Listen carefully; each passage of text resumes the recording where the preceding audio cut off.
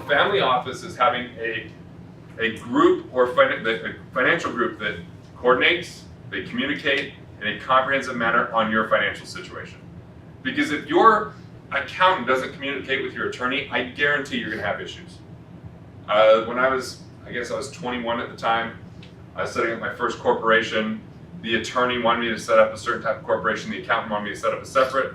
So guess what? The attorney did what he wanted, the accountant did what he wanted, and we had 7 years of dealing back and forth with the IRS to sort through it because it was so confusing. Because they weren't on the same page. And I wasn't articulate enough at 21 to describe what was happening. So the family office, I saw one when I was 22. That was the first time seeing one. I'm in New York City. I'm sitting down, this guy, Vince, is presenting a $400 million strategy. I'm only sitting with him, by the way, because I made friends with his receptionist and his wife.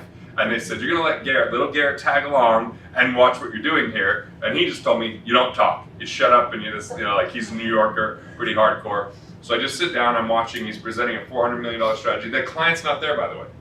It's just this round table of attorneys and accountants and all these investment advisors, and they're absolutely doing due diligence.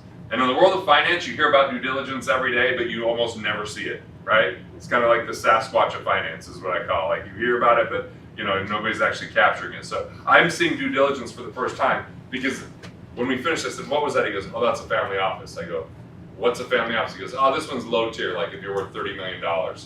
Well, the town I grew up in, if we combined all our money together, I don't think we'd have $30 million to even hire this firm. So for him to call that low tier, I had this really naive kind of thought process at that point. I was like, I need to build this for entrepreneurs. It took 13 years to build a comprehensive financial team that was willing to communicate and would coordinate and work together. So if you have a family office, it's not only essential for you and your finances, because if people aren't communicating, money will slip through the cracks, unnecessary risk will be invited into your life, but how will you pass it on to the next generation? And then they have different financial people and different information coming at them. That is a key category for the Rockefellers, is a family office.